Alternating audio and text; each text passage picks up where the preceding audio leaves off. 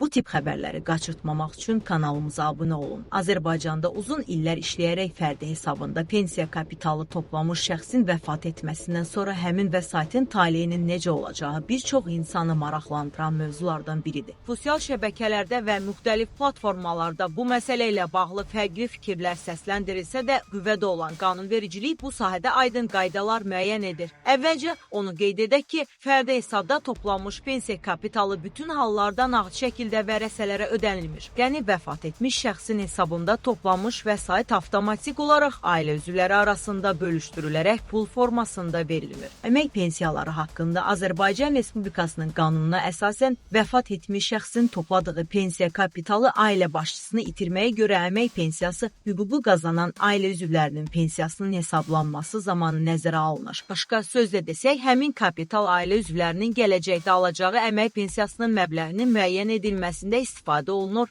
və onların pensiyasının artmasına təsir göstərir. Bu səbəbdən də vəfat etmiş şəxsin fərdi hesabında toplanmış pensiya kapitalı birbaşa nağd ödəniş kimi təqdim edilir. Qanun bu vəsaitdən ailə başçısını itirməyə görə əmək pensiyası hüququ olan şəxslərin sosial təminatının gücləndirilməsi məqsədilə istifadə olunmasını nəzərdə tutur. Bəs ailə başçısını itirməyə görə əmək pensiyası almaq hüququ kimlərə şamil edilir? Hazırda qüvvədə olan qanunvericiliyə əsasən bu hüquq ilk növbədə 18 yaşınadək olan uşaqlara məxsusdur. Əgər övlad ali və ya orta ixtisas təhsil müəssisəsində əyani formada təhsil alırsa, bu hüquq onun 23 yaşına qədər davam edə bilər. Bununla yanaşı, qanunvericilikdə nəzərdə tutulan hallarda və müəyyən şərtlər daxilində vəfat etmiş şəxsin həyat yoldaşı, valideynləri və digər ailə üzvləri də ailə başçısını itirməyə görə əmək pensiyası almaq hüququ əldə edə bilərlər. Belə hallarda ailə üzvləri ilk növbədə notariat orqanlarına müraciət edərək vərəsəlik hüququnu rəsmiləşdirməlidirlər. Bu prosedur tamamlandıqdan sonra qanunvericilikdə nəzərdə tutulan əsaslar olduqda Dövlət Sosial Müdafiə Fonduna müraciət edilə bilər. Müraciət zamanı tələb olunan sənədlərin tam şəkildə təqdim edilməsi vacib hesab olunur. Qeyd edilməli olan digər mühüm məsələ isə dəfn xərcləri ilə bağlı bir dəfəlik müayinətdir. Əmək pensiyaçısı vəfat etdikdə onun ailəsinə